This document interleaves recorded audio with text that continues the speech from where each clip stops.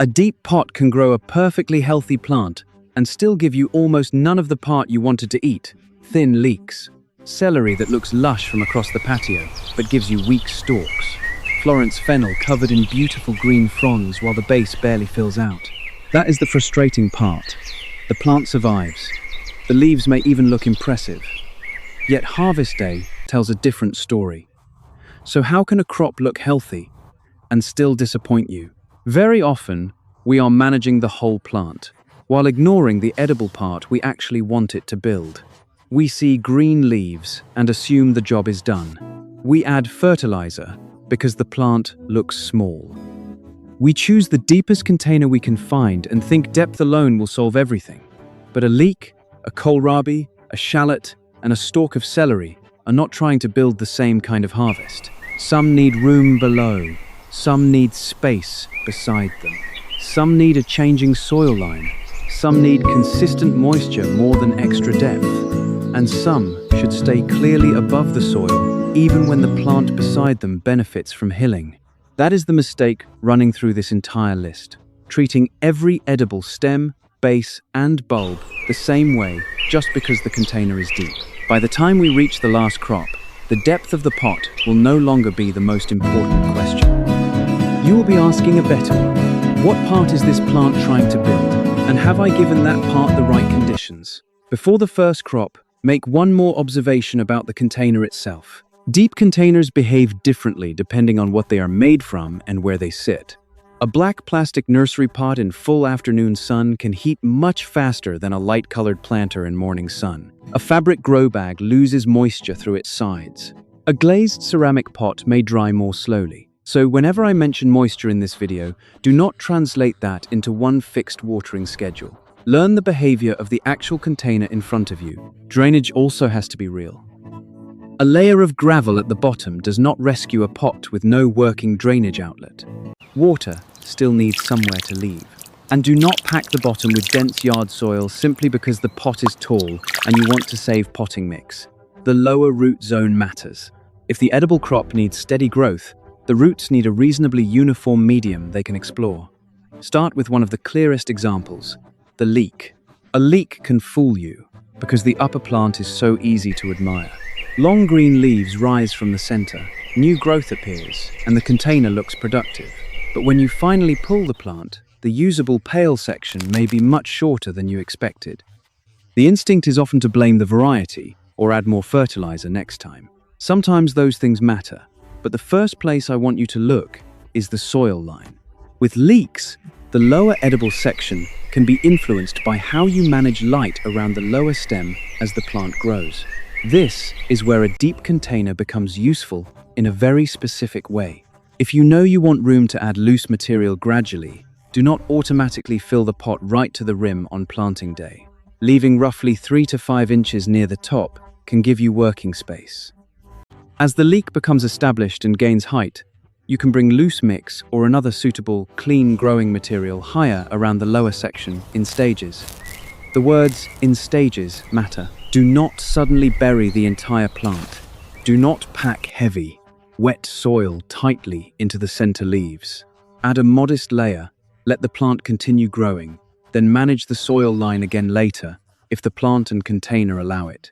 The goal is to reduce light around more of the lower section without smothering the growing point or creating a wet pocket where debris and moisture sit against tender tissue. This is also a good place to separate two ideas that gardeners sometimes mix together.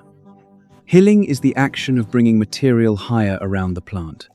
Blanching is the effect we sometimes want, reducing light around an edible stem or stalk so that section stays paler and often more tender. Hilling can help create blanching in leeks, but those two words are not interchangeable, and the method will change with other crops later in this list. Pay attention to the texture of the mix as well. A deep container filled with dense garden soil can become heavy and compacted. Water may move slowly, roots may lose oxygen, and the lower stem can sit in conditions you never intended. A loose container mix should accept water, drain excess moisture, and still hold enough moisture for steady growth. You are not trying to build a dry column of dust. You are trying to build a root zone with air and usable moisture.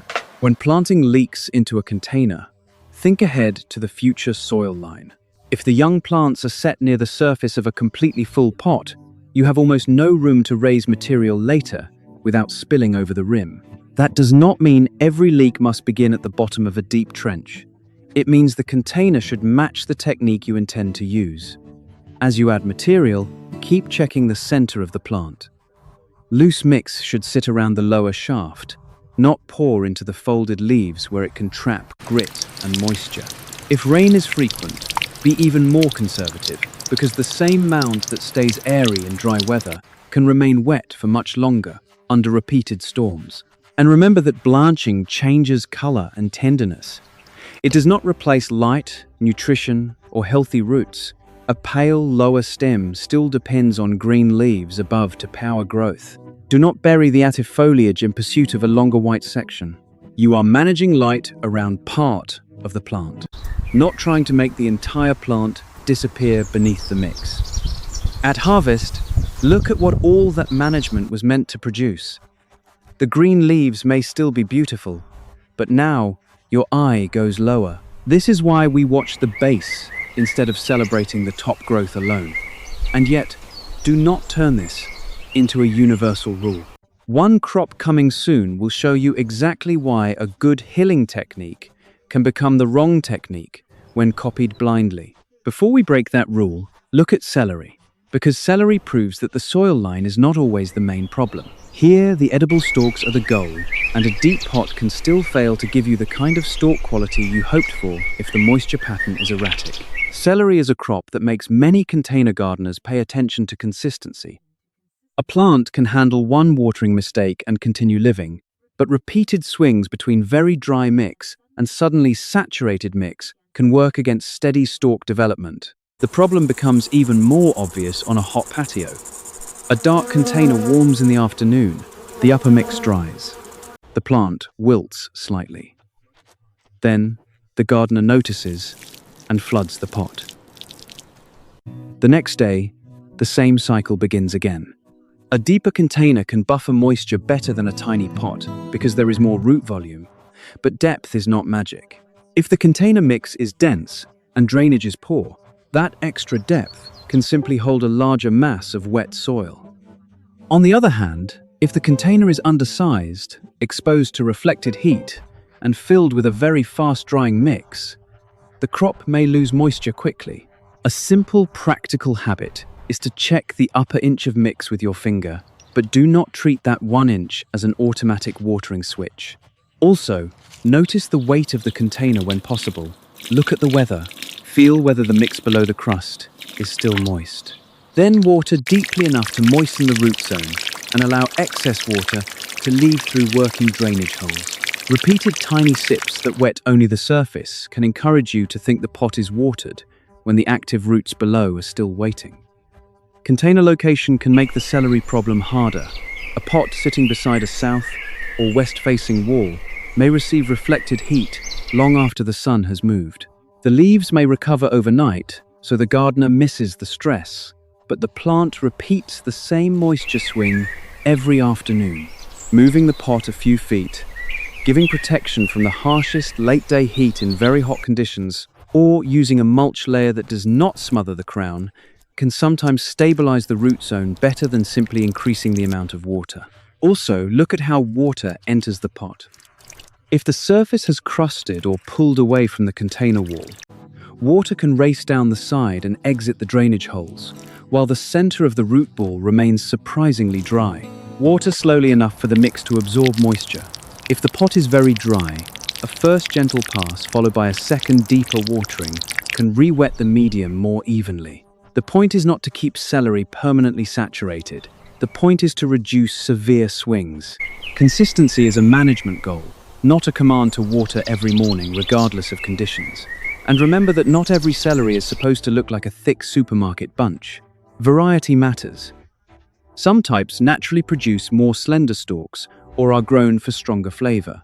A thinner stalk is not automatically proof of failure. That lesson will return later with Chinese celery. For now, the point is simple. Judge the crop by its actual edible goal, not by a single picture in your head. Now move to Florence fennel. This plant creates a different kind of visual trap. The feathery green fronds can become the main thing you notice. The pot looks full, the plant looks alive. But if your goal is Florence fennel, the swollen white base near the soil is what deserves your attention. Florence fennel is not the same growing goal as herb fennel. If you planted it for the thick, bulb-like base, then a cloud of fronds alone is not the payoff. The lower leaf bases need to build into that swollen structure.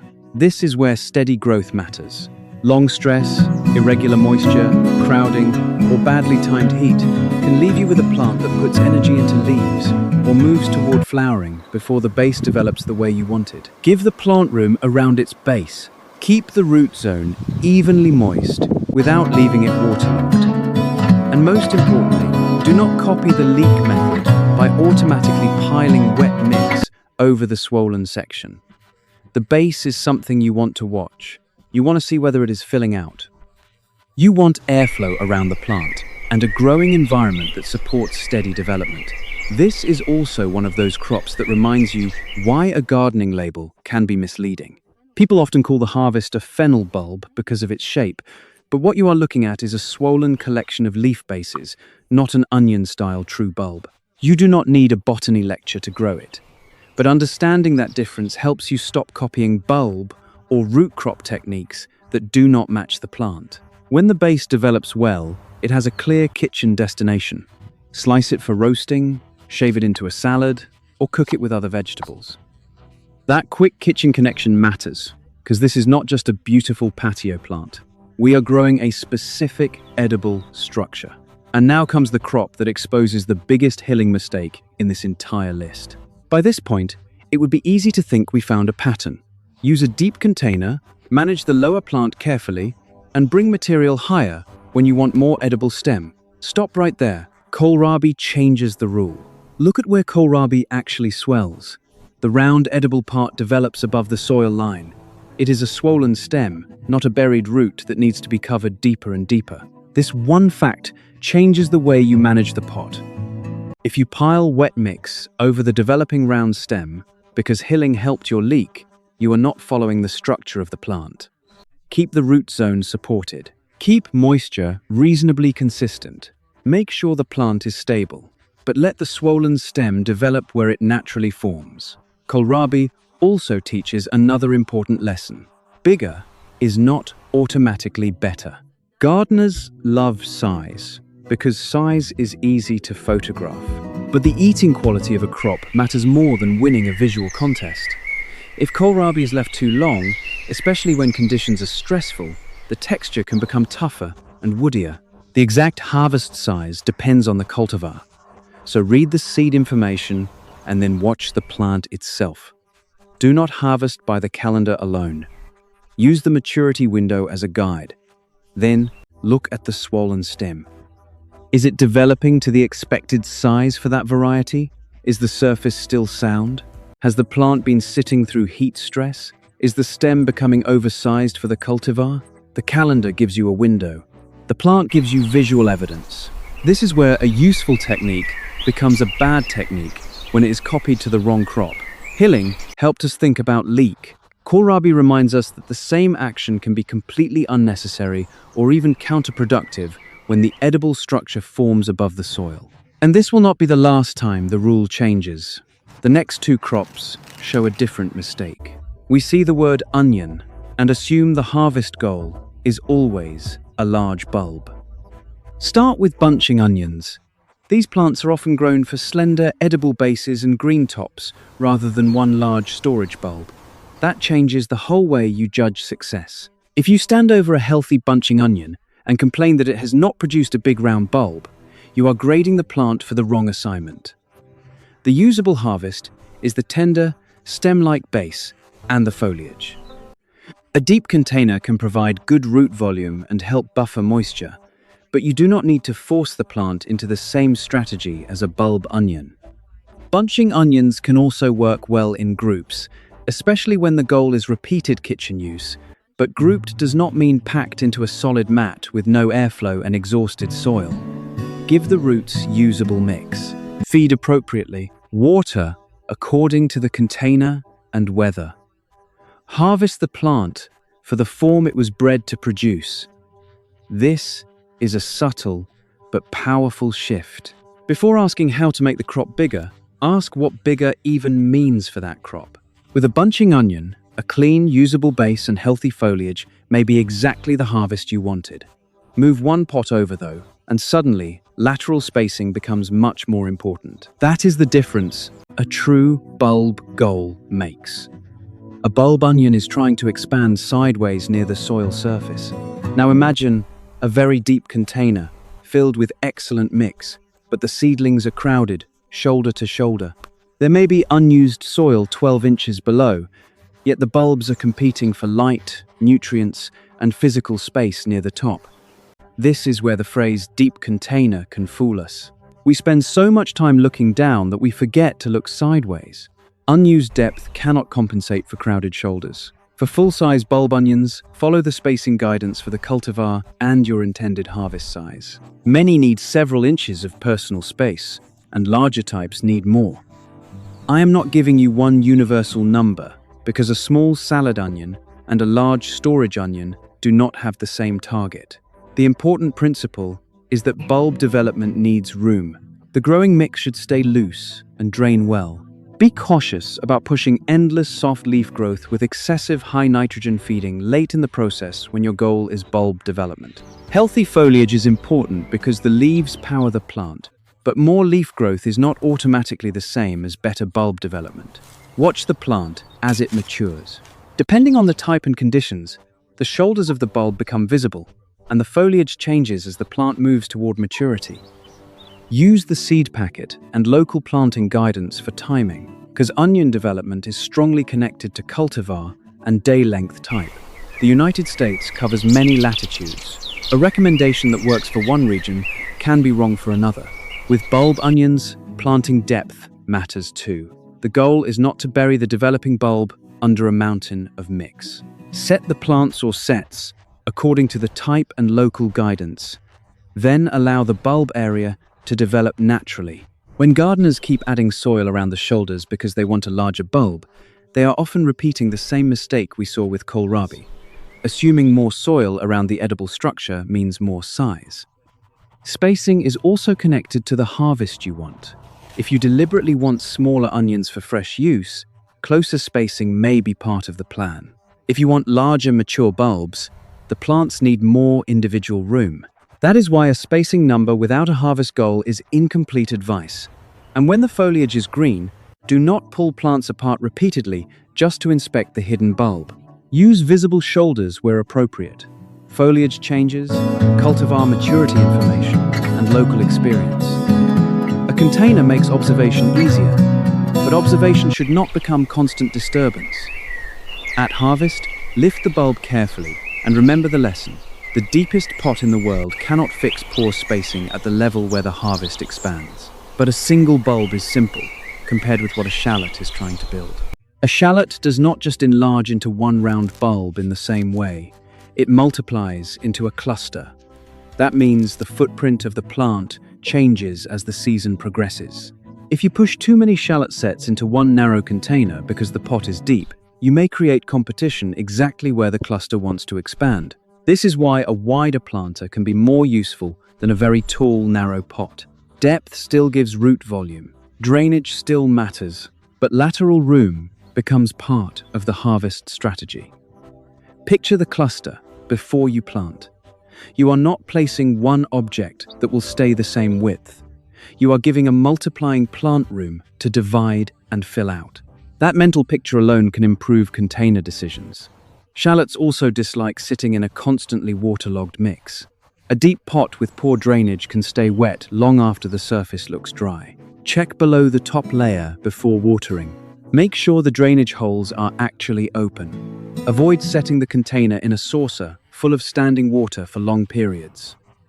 When the crop approaches maturity, look for the normal changes in the tops and use cultivar guidance to confirm timing. Then lift the cluster carefully instead of yanking it apart in the soil. Once it is out, the payoff becomes obvious. One planting point has become a group of bulbs. That is why spacing could not be copied blindly from a crop with a single harvest structure. Now we move to garlic, where too much attention with the watering can become the problem. Garlic is one of the best reminders that a deep container can magnify poor drainage. Put heavy garden soil into a tall pot, and you can create a deep, wet mass that dries slowly from the bottom upward. Garlic roots need access to moisture, but the bulb zone should not remain waterlogged. Use a container mix that drains. Make sure the pot has real drainage holes, not decorative dimples that never opened. After watering, excess moisture should have a path out. Do not water garlic by a rigid calendar. A schedule like every 2 days sounds convenient, but the plant does not know your schedule. A cool, cloudy week and a hot, windy week create very different water use. Check the mix. Watch the plant. Learn how quickly that particular container loses moisture. Also remember that garlic timing depends on climate and the type you are growing. A single national planting date for the entire United States would be bad advice. Cold winter regions and warm winter regions manage garlic differently, and hardneck and softneck types bring different regional considerations. For this video, the key container lesson is drainage and root zone management, not pretending there is one garlic calendar for everyone. Garlic gives us another reason to pay attention to container material. Fabric containers and unglazed pots may dry differently from thick plastic. A pot under a roof edge may receive almost no natural rain, while the identical pot 2 feet away is soaked during a storm.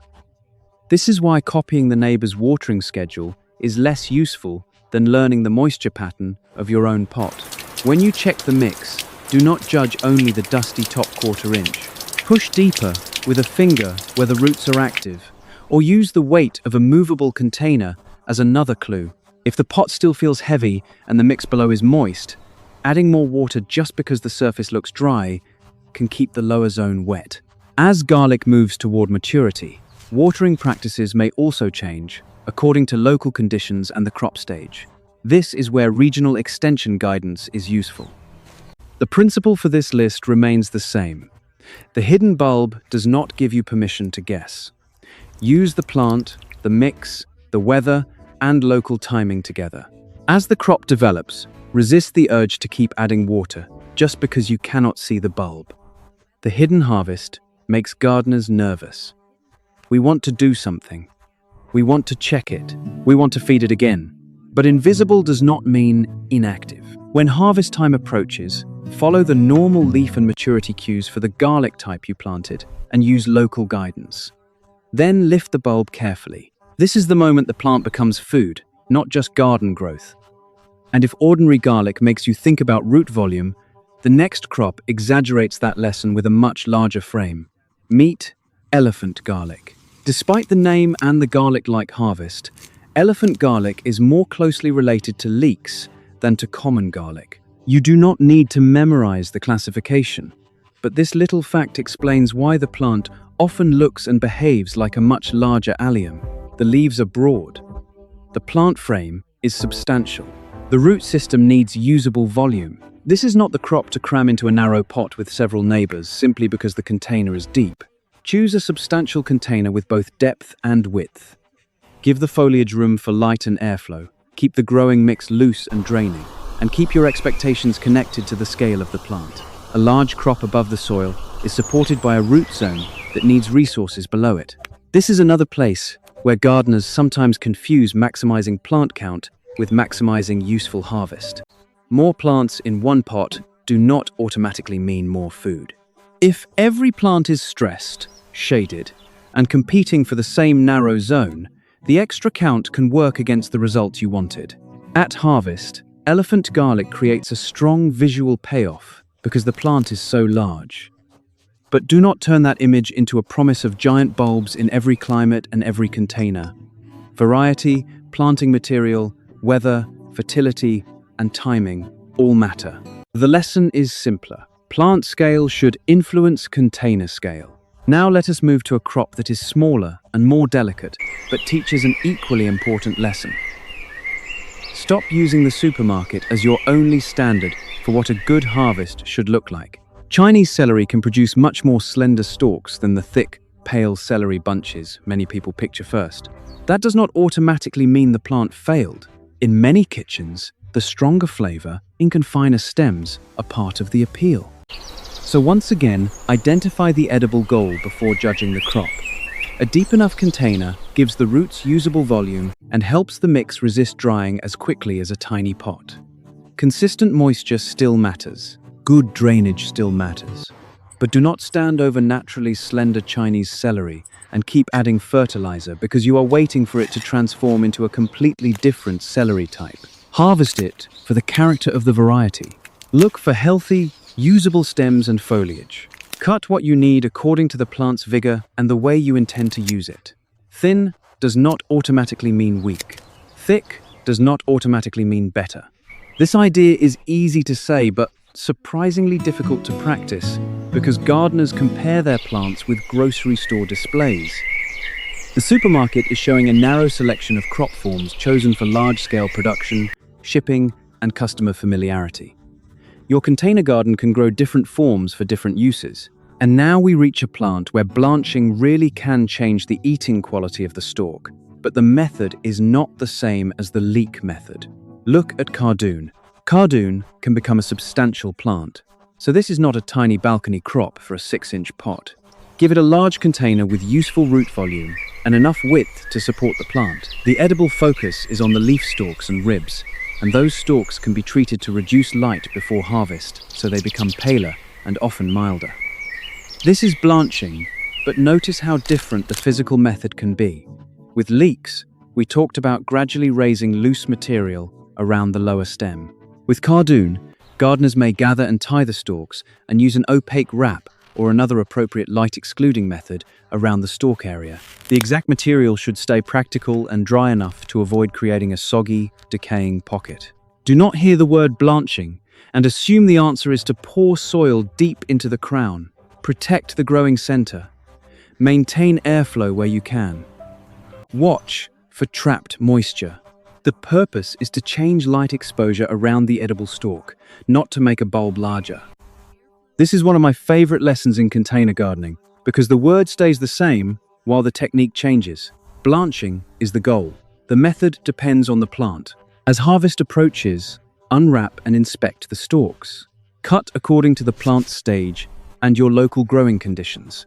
Cardoon is also a reminder that some edible crops need preparation in the kitchen. A successful garden harvest is not always a vegetable you bite into raw beside the pot. Sometimes the value comes from knowing how the crop is traditionally prepared and cooked. The next crop may be the clearest example in this entire video of why looking only at leaves can make you miss the real harvest. Celtuce looks leafy and it belongs to the lettuce group. But the elongated central stem is the main event. A gardener who expects a tight lettuce head can look at Celtuce and think something has gone wrong. The leaves keep appearing, the center rises. The plant looks stretched, but that center stem is exactly what you should be watching. This is another crop where the edible stem develops above the soil.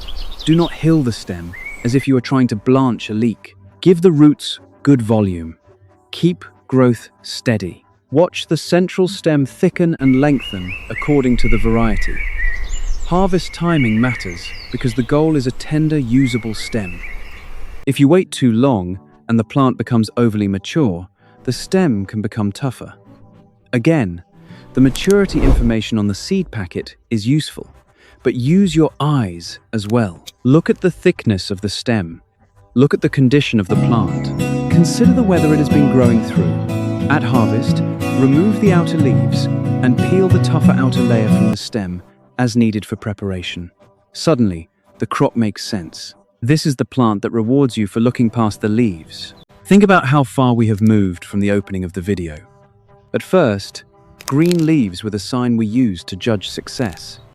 Now we are asking where the edible structure is forming. In Celtuce, the leaves can distract you from the central stem. In Kohlrabi, the swollen stem sits above the soil. In Leek, the lower section benefits from managed light. Same patio. Same idea of container gardening. Completely different harvest architecture. After a crop built around one central stem, the next plant changes the shape again. This time, the entire clump expands sideways. That is lemongrass. Lemongrass is grown for the aromatic lower stems and bases, and a healthy clump can gradually fill the container. A deep pot is useful because the root system gains volume, but width becomes increasingly important as the clump expands. Do not think of lemongrass as one small plant that will always occupy the same footprint. Over time, new shoots increase the density of the clump. If the container becomes extremely crowded, water may have trouble penetrating evenly, roots become tightly packed, and usable stems can become more difficult to manage. This is where division becomes part of container strategy. You can remove the clump, separate healthy sections, and replant divisions into fresh, usable space. The goal is not to tear the plant apart on a fixed calendar. Watch the container. If the clump is pushing hard against the pot, the root ball is extremely tight, and water is moving poorly, the plant is telling you that its footprint has changed. For harvest, select mature outer stalks according to the size and vigor of the clump, while leaving enough healthy growth to continue.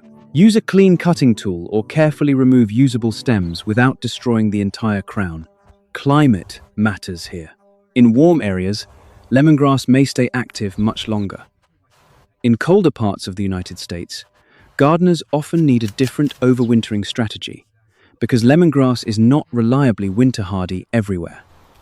A container can actually help because it gives you the option to move or protect the plant, but your local winter should determine the plan. Now we reach the final crop, and it leaves us with one last question. What if the edible stem-like harvest is not a one-time event? Garlic chives change the rhythm again. Garlic chives are not grown as a bulb crop in the same way as garlic. The edible harvest is mainly the flat leaves and tender bases. A container with useful root depth supports the perennial clump, but the real management lesson is repeated cutting. When you harvest, cut usable leaves while leaving the crown and enough living tissue for the plant to recover. Do not scalp a weak plant to the soil line again and again simply because you heard the words cut and come again. Repeated harvest works best when the plant has enough vigor, light, moisture, and time to regrow. Watch the response after cutting. Is fresh growth returning? Is the clump dense and healthy? Has the pot become exhausted or badly root-bound? The plant's recovery tells you whether your harvest rhythm matches its condition. This final crop is smaller than elephant garlic, less dramatic than purple kohlrabi, and not as visually unusual as Celtuce, but it completes the lesson. Edible stems, bases, and bulbs do not all lead to one harvest pattern. Some are lifted once. Some are cut, some multiply into clusters, some are divided, some are managed for tenderness through light exclusion. The harvest goal changes the container strategy. Now put all 14 crops side by side, and the main mistake becomes almost impossible to miss. The deep pot was never the complete answer. Leek taught us to think about the soil line and the lower edible section. Celery taught us that a large root volume still needs consistent moisture and working drainage. Florence fennel made us look through the fronds to the swelling base. Kohlrabi stopped us from applying hilling to every edible stem. Bunching onions and bulb onions showed that even closely related crops can have different harvest goals. Shallots forced us to think about a cluster expanding sideways. Garlic reminded us that extra depth can hold extra water when the mix is too heavy. Elephant garlic connected plant scale with container scale. Chinese celery challenged our supermarket expectations. Cardoon showed that blanching can mean excluding light without hilling soil around the crop. Celtuce rewarded us for looking past the leaves to the central stem. Lemongrass turned the container into a changing space because the clump expands over time. And garlic chives finished the story with repeated harvest and regrowth. So the mistake was not simply using a container that was too shallow. The larger mistake was treating every edible lower part as if it were trying to grow in the same direction, under the same soil line, with the same moisture pattern, and toward the same harvest goal. The next time you choose a container, ask a few simple questions before you fill it. Does this plant mainly need depth for roots? Does the harvest expand sideways into a bulb or cluster? Does the lower stem benefit from reduced light? Is the edible structure supposed to stay above the soil? Does the crop need very steady moisture to build useful stalks? Will the clump widen over time? Are you lifting the whole plant once or cutting it repeatedly? Answer those questions first, and the pot becomes easier to understand. A tall container is not automatically a good container. A wide container is not automatically better. Hilling is not automatically helpful. Blanching is not one single method. More fertilizer is not always the answer. And a plant covered in green leaves is not always giving you the harvest you planted it for. There is one more practical way to use this lesson before you buy a single new pot. Walk through the containers you already own and sort them by shape. Which ones are tall and narrow? Which are broad and deep? Which dry quickly? Which stay moist? Which can be moved out of extreme heat? You may discover that the container you thought was useless is simply waiting for a crop with the right harvest architecture. A broad planter may make sense for shallots, onions, or an expanding lemongrass clump. A deeper container with working space near the rim can suit a leek strategy. A large, substantial pot can support cardoon or elephant garlic. The best match comes from the plant's mature footprint, not from the label on the container art. That is the quiet advantage of container gardening. You control the root zone more directly than in open ground. But control only helps when it is informed. The pot gives you choices. Understanding the edible part tells you which choice to make. Grow the edible part, not just a healthy-looking plant. The next time you see an empty, deep container on a patio, deck, balcony, or small backyard, do not automatically fill it with another tomato or a handful of shallow greens. Look lower on the plant. Think about the structure you want to harvest. Then, choose the depth, width, soil line, moisture strategy, and harvest timing around that structure. Once you start asking what the plant is trying to build, the shape of the pot, the way you fill it, and even the way you water begin to make a lot more sense. And that is when a deep container stops being just a tall box of soil and starts becoming a tool for growing a very specific kind of food.